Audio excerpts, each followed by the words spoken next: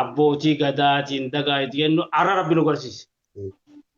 Eenyuun ilmaan, eenyuun sabaan, eenyuun namni ilma hangafaatiin kufeen ka'uu jedhi, namni ilma hangafaatiin ka'een maasiin kufuu jedhi, isin ilmaan keenyaan ka'uudhaan nu boonsiftan.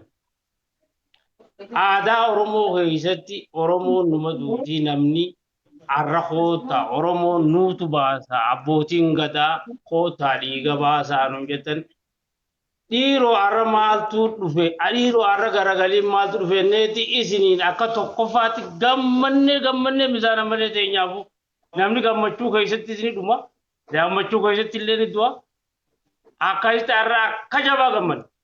Eenyuun hogguu dhufee ergaan hargee isaa irraa dhufte kaan aanaa miidhagaa tolaa irraa hin dhufe moggaa jalaa gammoojjii naannoo dhugaatinidha.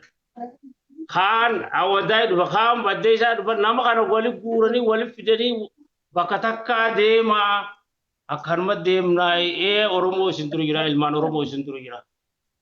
Qabeenyaanis sagaleenis hojiinis galatooma har'a dhimma mucaa kanaa as baatanii abbootiin gadaa hoggoon dhufe ati arra ilmaan Oromootiin yaa sabaqi dhiiga sidaalan miidhaa hogguu dhufe ni baaftaa naan jettee nayaa arra abbaan gadaa keenyaa Abdurazaaq arra wanni ati qabdu allama gani galatoomaa jechuudha qabdaa fuula san dhaabbattee galatoomaa jechuu qabdaa dhaquu qabdaa akkasitti gad dhufne arrallee galatoomaa. Borullee galatooma urmii xawwile sinaa godhu addaan kaniin takka takkaa filuun qabu mara addunyaadha ilmaan Oromoo galatoomaan isin jaa amma sultaana keenyattiin dabarsaa sultaanni keenyaa isaarra bogume. Assalamu alaikum warahmatullahi wabarakatuh. Dhaloota keenya rabbiin isin haa jiraachisu waan gaarii dalidanii wanni kun gartee uuma kalee isaas gartee sirni gadaanaa lafa kaayee hirpaan Oromoon gartee wannummaan isin addunyaa barsiiftee gartee hirpaadhaa hirpaa sanarraan tana dhaloonni nuti dhalle hojiirra hojjetanii tokkummaadhaan nu barsiiftanii akkaan gammannee ammallee rabbi isin haa gammachiisu kana jennee tokkollee kaddaan gartee maqaa gartee amasoon ta'in hundummaan keessan gartee warrootiin gartee ala jettan tokkollee nu gartee kan hirmaatiin hajiru natti hin fakkaatu hedduu daleeydanii gartee itti dirmannee gartee waan isin jettan hojiirra hojjetee jirra. Kanaaf yoo namni gartee haasawaa beeku hedduu si dura haasa'e dubbii si duraa fixa. Abbaa gadaatii fi hayyuun keenya Muusaas waan hedduu na dura haasawaniif dubbiin yoo gartee dubbiin si haftee malee gartee anaa hafee hin taatu waan gaarii daleeydanii akkaan isin gammannee tokkummaa gartee hunda alaa fi keessatti gartee tokkummaa uumtanii kanaaf hedduu isin gammannee jirra rabbiin gurguddoo gartee isin haa kennu riskiin isin gartee har'a dhaloota kana jecha baaftan dachaa rabbiileen akka isin kafalu abdii qabna.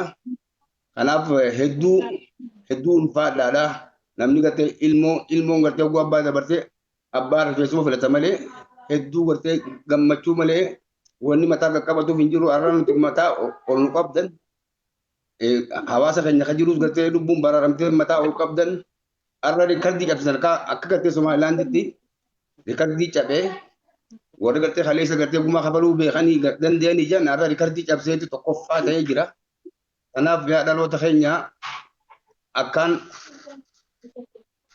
yaada keessan hunda rabbi isin haa guutuu. Kanaaf anileen hundi hedduun gammadee namni hedduu gammadee gartee yaadilleen duraa badaa. Kanaaf abbaa hiraa afran qalloo keessaan jira Ahmad Musaatiin jaamaa jireenya keenyallee magaalaa Wadaay. Kanaaf ulfaadhaa galatoomaa rabbi isin cinaa dhaabbatuun jaa hedduun dheeressu galatoomaan isin jaa. Egaa akkan obboleeyyan kiyyaa anis gama kiyyaan akka dura bu'aa hawaasa guutuu Itoophiyaa fi akkasumas gaafa Afrikaa biyya kana keessa jirutti kaleessa boohaan dubbadhee irraa alhamdulillah qablaan dubbadhaa. Maaliif halee gumaa kafaluu hin dandeessu asii bee janii na dhiibanii na baasanii har'a ammoo yellaan shanyii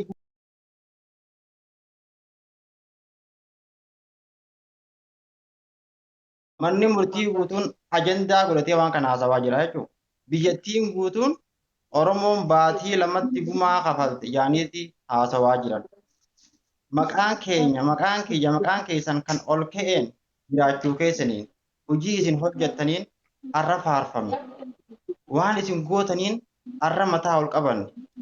Hawaasni keenya, haadholeen keenya, ilmaan keenya kan manaa gabboo dadhabee mana keessa dhumuu geessan lubbuu isaanii dhabuu keenya san har'a nagiyaan deemanii nagiyaa mana isaanii yeroo deebi'an. Wanni ilaalamuu qaba hawaasa keenya. Mucaa tokkichaa kana qofa hidhaa baasuu osoo hin tahin hojiin keessan hawaasa kumaatamaan lakkaa'amu lubbuu isaanii oolchitan.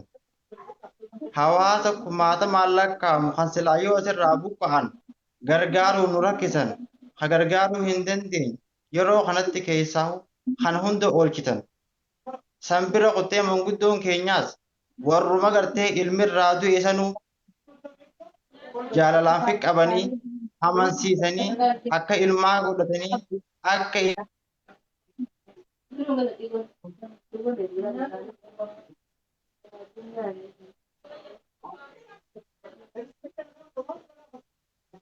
isaan isin waliin jirra. Nutillee gartee ilmaa isaanii waliin deddeebi'anii fi isaanii du'aa goona. Maaliif qarshiin nuti baafne haa guddattu haa xiqqaatu lubbuu namaa hin fixu. Lubbuu ilma isaanii dhabanii isaaniifillee sabdii fi imaana nuti alhamdulillah jechuu malee dhaadachuullee hin barbaannu. Wanni guddaan nuti jennu rabbii keenyaaf galata galchuudha. Hawaasa keenya hawaasa bal'aa hawaasa Oromootiin galatoomaa jechuu barbaanna. Takkarra lama hawaasa gartee Somaliland keessa jirutti yeroo baay'ee iyyaa ture nama dhugaa agarree hin beeknu. Har'a nutilleen akka Oromoo taane akka yaadanu nu gootan. Nutilleen har'a akka fitti boonu nu gootan akka gammannu nu gootan maqaa nu ol qabachiiftan. Akkamitti keessa ibsinu hin beeknu. Namoonni qooda keessaa qabdan kana san ijee adda baasuu hin danda'u. Garmalee hedduu. Kanaaf shira waan deemaa ture hundaa quba qabdan. Waan tahaa ture hundaa quba qabdan. Dhugaan namni yoo dhugaa qabatee dhugaan deeme dhugaan ni ifti. Faayinaalii dhumarratti dhugaan ifteeti heeyyaan qabne heeyya qabu harkuu gooti dhugaan.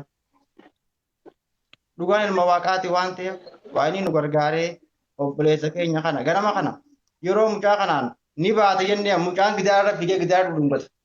Baruuf deemtannaan gidaara dhungata. Nu dhungachuu fadhee shabakaan nu jidduu jira gidaara deemee gidaara qabee gidaara dhungata. Kana jechuun maal jechuudha? Akkaan ta'uu wallaaleen akkanuma tokkotti. Alhamdulillah. Aye, nama lama nu jala dabarsee jira. Ol David, Ibsaa keenya meemee atis waan tokko. yoo isaan xumurachuu deeman